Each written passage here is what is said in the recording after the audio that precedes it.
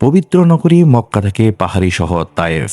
এ পথ শুধু একটি হাইওয়ে নয়, এ যেন মরুভূমি আর পাহাড়ের মাঝখানে এক অসাধারণ যাত্রা।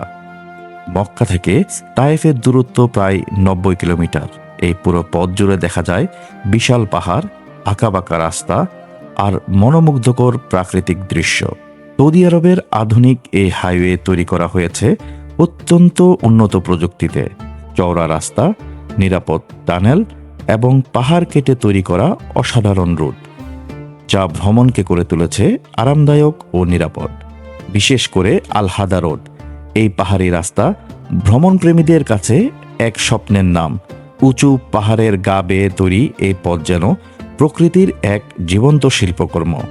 গরম মরুভূমির শহর মক্কা থেকে ধীরে ধীরে ঠান্ডা আবহাওয়ার তায়েফে পৌঁছানোর অনুভূতি এক অন্যরকম প্রশান্তি এনে দেয়।